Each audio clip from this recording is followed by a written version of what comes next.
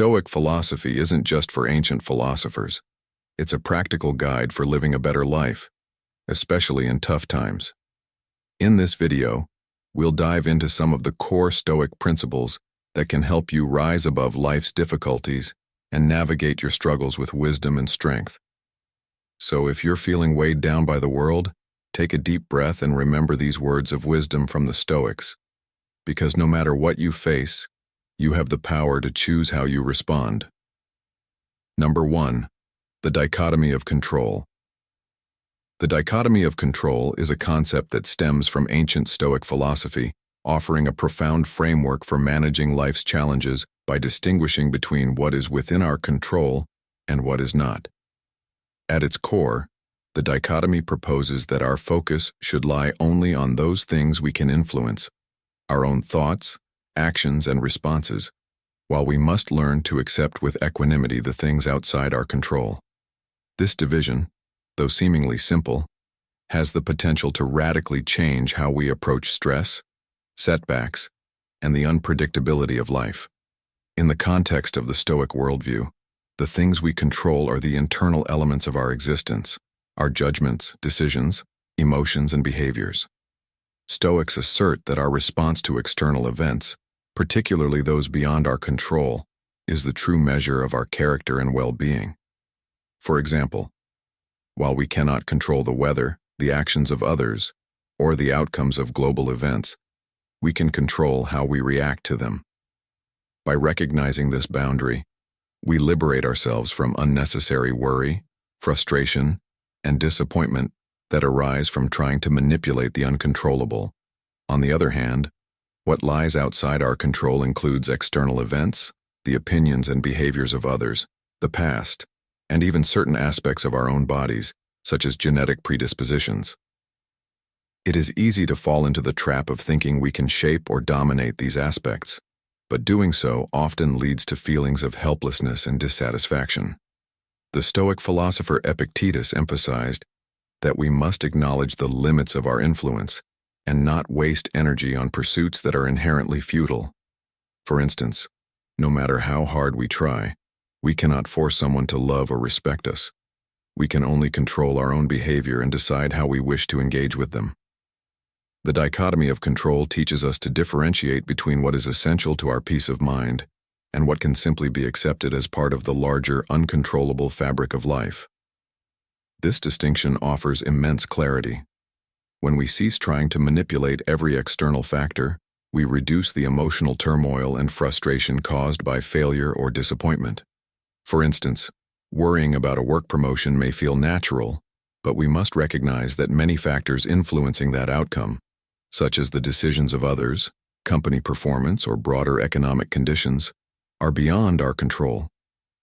By focusing instead on how we show up for our job, our productivity, and the integrity with which we perform, we preserve our energy and emotional stability. Further, the dichotomy of control also nurtures the ability to cultivate resilience and inner peace. In a world filled with uncertainties, many external factors can cause anxiety, political unrest, economic instability, social pressures, or even personal tragedies. Yet, by focusing on what we can control, we embrace a deeper sense of agency. We can choose to live virtuously, to develop good habits, and to maintain a mindset that allows us to accept hardships without being consumed by them. When we accept that some things are simply not ours to dictate, we find freedom in surrendering to life's natural flow, knowing we are doing our best within the boundaries of our influence. The dichotomy of control is also deeply intertwined with the idea of acceptance and the wisdom of letting go. This doesn't mean becoming passive or complacent, but rather acknowledging that there is a balance to be struck between exerting effort and recognizing when something is out of reach. In doing so, we become more intentional with our actions, letting go of futile attempts at control while directing our energy where it truly matters. The act of letting go doesn't imply apathy, but an enlightened focus. The Stoics were not advocating for a life of inaction, but rather one where we take thoughtful action within the realm of our control and respond to the uncontrollable with wisdom. For example, consider an athlete preparing for an important competition. The athlete can control their training, their mindset, and their strategies leading up to the event. However, they cannot control the performance of other competitors, unexpected changes in the weather, or even the timing of the event. By focusing solely on what is within their grasp, preparing with discipline and maintaining mental fortitude, the athlete remains centered and poised, unaffected by external uncertainties. This clarity of focus allows for greater performance, regardless of the outcome, as the athlete has already accepted the unpredictable nature of competition.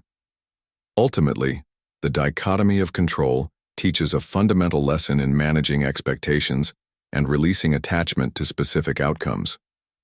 It encourages a more mindful way of navigating life's trials, where peace is found not by mastering the world, but by mastering ourselves and our response to the world. It teaches us that control is not about dominating every situation, but rather about cultivating wisdom to discern where we can act with integrity and where we must surrender to the inevitable.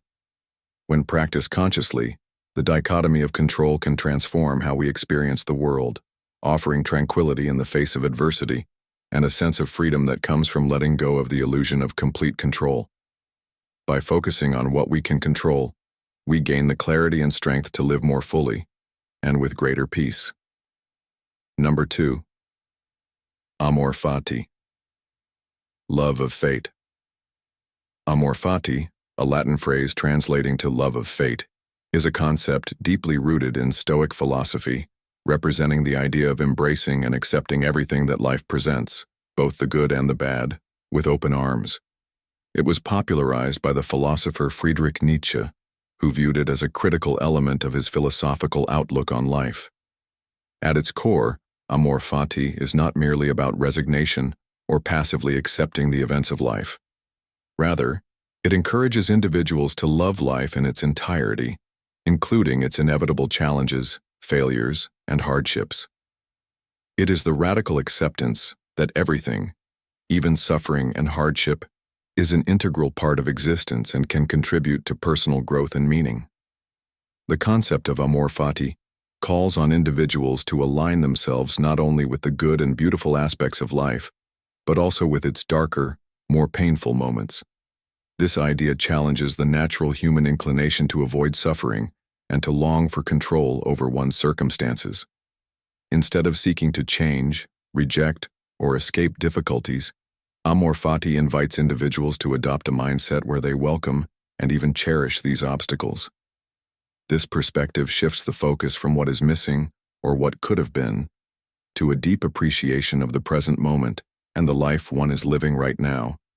It is a rejection of regret and a release from the desire to alter the past, allowing for a fuller, more authentic existence. Nietzsche's version of amor fati expands upon the Stoic approach by emphasizing the importance of affirming life in its entirety. Nietzsche viewed the idea of embracing fate as an essential part of becoming the Übermensch, or the overman, an individual who transcends the limitations of traditional morality and conventional values. The Übermensch is someone who takes full responsibility for their life and accepts their fate, no matter how painful or difficult it may be. In Nietzsche's words, amor fati is the joyful participation in the sorrows of the world, suggesting that an individual must embrace not only the triumphs but also the struggles of existence, understanding that both contribute to the wholeness of life. To love one's fate means more than simply enduring suffering. It involves a deep transformation in how one perceives challenges. The Stoics, such as Epictetus and Marcus Aurelius, taught that while we cannot control external events, we can control how we respond to them. According to this philosophy, an event that seems like a setback or failure can be viewed as an opportunity for growth or as a stepping stone towards greater wisdom. Amor fati asks individuals to not just tolerate their misfortunes but to actively find meaning and value in them. In this way, one can turn even the most difficult situations into sources of strength and self-improvement. The notion of amor fati also aligns with the idea of the eternal recurrence, another key concept in Nietzsche's philosophy. This thought experiment proposes that one should live life as though they would have to relive it, in every detail, over and over again, for eternity. If one is able to affirm life in such a way, embracing every joy and every hardship without regret or wish for change, then they are truly living in accordance with amor fati. Nietzsche challenges individuals to live in such a way that they would be willing to relive their life eternally, finding beauty and meaning in all experiences, both good and bad. In the modern world, where people often find themselves caught in a cycle of self-improvement, comparison, and the constant search for happiness, amor fati offers a refreshing perspective. It encourages individuals to stop resisting the natural flow of life and instead focus on cultivating gratitude for what is. By doing so, one can find peace in knowing that each moment, each experience, contributes to the larger tapestry of existence.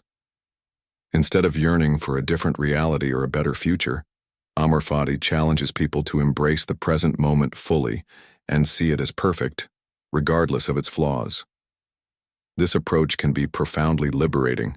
The idea that everything that happens, whether it appears good or bad, is part of a larger meaningful narrative, allows individuals to relinquish the burden of control and perfectionism. It frees them from the need to seek constant validation or success. In accepting life's unpredictability and inevitable suffering, individuals can experience a deeper sense of freedom and authenticity.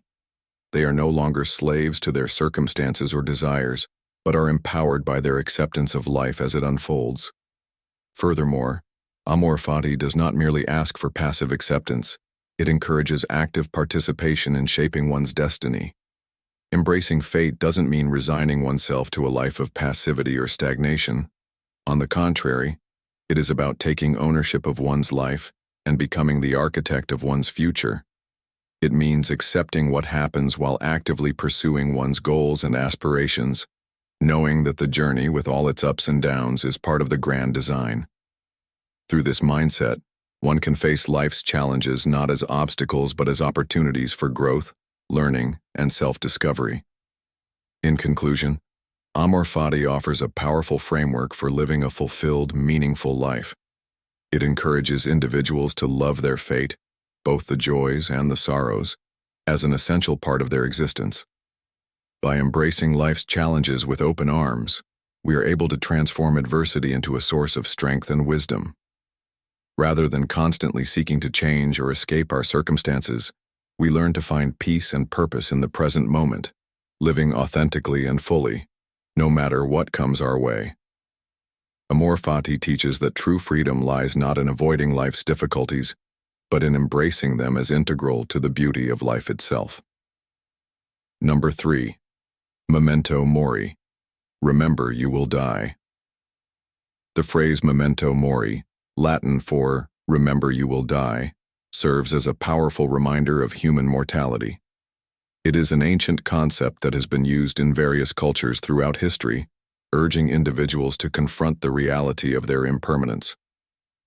In its most straightforward sense, memento mori is a reminder that death is an inevitable part of life, and as such, it encourages us to reflect on how we live, what we value, and the choices we make in the face of our finite existence. At its core, memento mori calls for an acknowledgement of the inescapable nature of death, not as a morbid preoccupation, but as a lens through which we might find meaning in our lives. Historically, memento mori was often depicted in art, literature, and philosophy, especially during the medieval and Renaissance periods. Skulls, hourglasses, wilting flowers, and other symbols of decay were frequently used to represent the fragility of life. These visual cues were designed not to inspire fear, but to provoke contemplation. The intention behind these symbols was to remind viewers that death comes for everyone, regardless of their social status, wealth, or achievements. The idea is that by recognizing the inevitability of death, we can live more authentically, making conscious decisions that align with our true values and desires. In the Christian tradition, memento mori was often connected to the idea of living a virtuous life in preparation for the afterlife. In this context, death was not seen as an end, but as a passage to eternity. The reminder of mortality was thus meant to guide individuals toward a life of moral integrity, humility, and devotion. It urged people to prioritize spiritual health over material wealth, and to remember that no earthly possession or success could ultimately stave off death.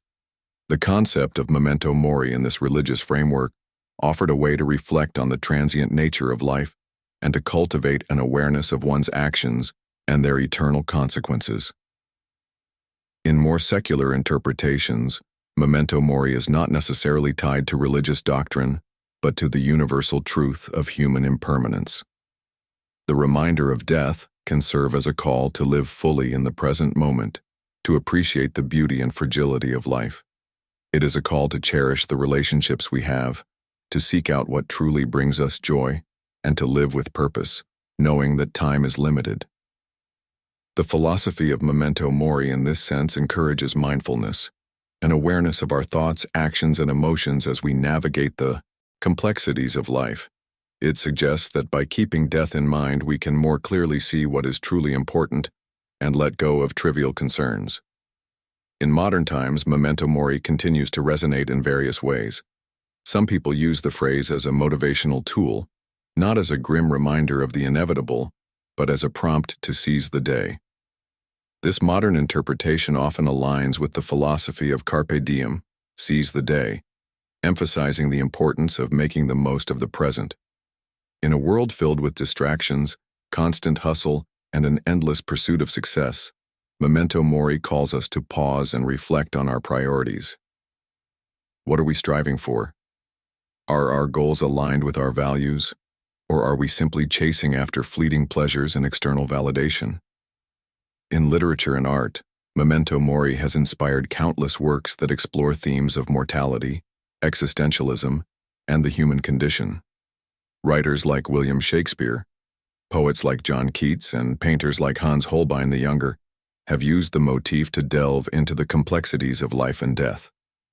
For instance, in Shakespeare's Hamlet, the protagonist's contemplation of Yorick's skull is a powerful moment of reflection on the inevitability of death and the transient nature of human experience.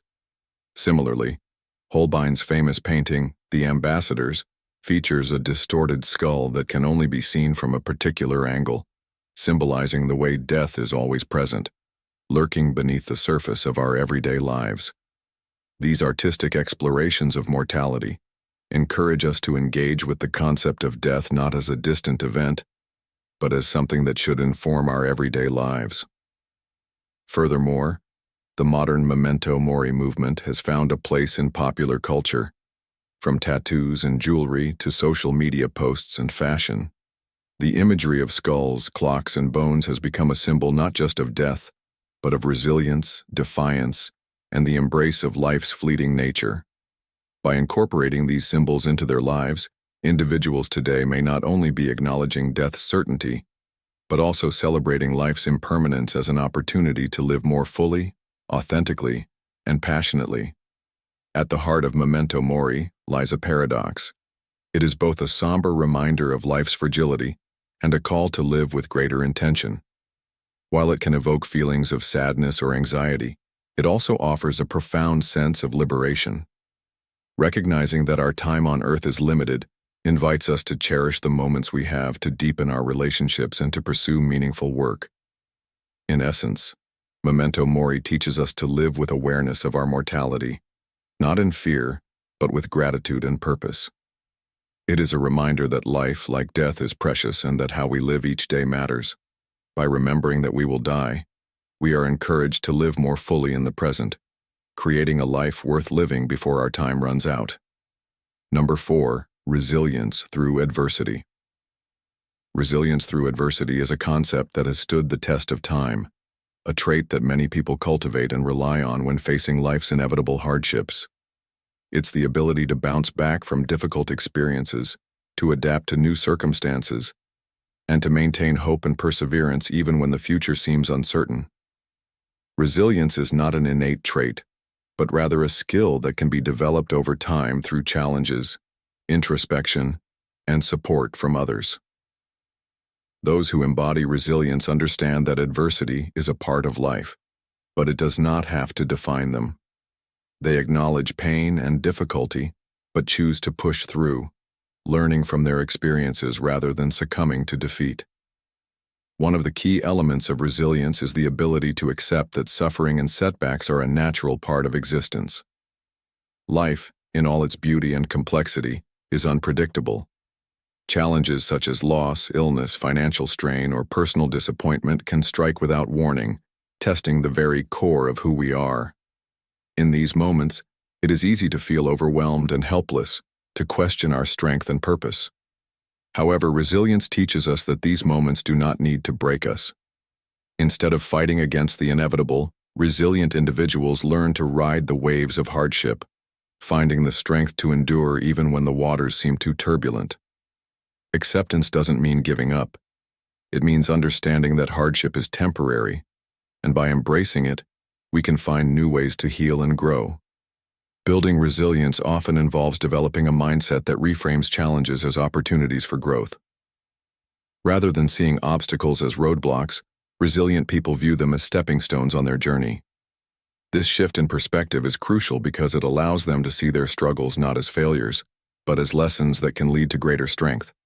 For example, when faced with failure, a resilient person might ask themselves, "What can I learn from this? How can I improve moving forward?" This self-reflection transforms setbacks into valuable experiences, helping individuals avoid the trap of self-blame and regret. It is in these moments of reflection that resilience is cultivated, for it is the process of introspection and adaptation that fortifies the spirit and prepares it for the next challenge. Another powerful aspect of resilience is the role of emotional regulation. Adversity can stir up intense emotions: fear, anger, sadness, and frustration. While these emotions are a natural response to hardship, they can sometimes overwhelm us, clouding our judgment and limiting our ability to think clearly. Resilient individuals have learned how to manage these emotions, not by suppressing them, but by acknowledging them and choosing how to respond. Emotional regulation involves creating space between stimulus and reaction, giving us the opportunity to pause and process our feelings before reacting impulsively. This allows us to make decisions that are aligned with our long-term well-being rather than acting out of immediate emotion. In turn, this self-control strengthens our resilience, making it easier to handle future adversities with a clear mind and calm demeanor. Support networks are also critical in building resilience. Although resilience is often viewed as an individual trait, no one is truly resilient in isolation. Human beings are inherently social creatures, and we draw strength from those around us. Whether it's friends, family, mentors, or even professional counselors, the people who surround us can offer encouragement, perspective, and a sense of community during difficult times. It is often in moments of shared vulnerability that we find the deepest wells of strength. Resilient individuals are not afraid to reach out for help when needed, recognizing that seeking support is not a sign of weakness, but a strategy for growth. These connections provide the emotional sustenance necessary to face life's challenges with greater determination and courage. Furthermore, resilience is closely tied to purpose. When individuals are clear on their values, goals, and sense of meaning, they are better equipped to navigate adversity. Having a sense of purpose gives people the motivation to push through difficult circumstances because they know that their struggles are part of something larger than themselves. It could be a passion for their work, a commitment to their family, or a desire to make a difference in the world. Whatever the purpose may be, it serves as a guiding light that helps them stay focused and hopeful, even when life feels overwhelming. This sense of purpose also encourages perseverance because resilient individuals understand that the path to achieving their goals is rarely linear. Setbacks may occur, but the greater mission keeps them moving forward. However, resilience does not imply an absence of vulnerability. It is a common misconception that resilient people never experience despair or doubt. On the contrary, resilience involves acknowledging and embracing vulnerability. It is through the experience of hardship that we discover our true strength, and it is through vulnerability that we become more compassionate and empathetic. Resilience, therefore, is not about being invincible. It is about being human. It is about accepting that pain is a part of life, and yet choosing to move forward with courage, hope, and the belief that, in time, things will get better. In conclusion, resilience through adversity is not about avoiding difficulty, but about embracing it and finding the strength to rise above it. It is a skill that is honed through experience, mindset, emotional regulation, support, and a sense of purpose. Life will inevitably present challenges, but it is our ability to adapt, learn, and persevere that ultimately determines our success in overcoming them. Resilience is not a destination, but a journey that requires patience, self-compassion, and a willingness to trust in the process of growth. Through adversity, we discover the depths of our own resilience and emerge stronger, wiser, and more prepared for whatever lies ahead. Remember, when times get tough, the key is not to control everything around you, but to control how you respond to what happens. Stoicism teaches us that true peace comes from within, by accepting what we can't change and focusing on what we can, our own actions, thoughts, and attitudes. We can find strength in the face of adversity. So the next time life throws you a challenge, take a deep breath and remember, it's not the obstacle that defines you, but how you rise above it. Stay strong, stay grounded, and keep moving forward. If you found value in this, don't forget to like, share, and subscribe for more insightful content. Until next time.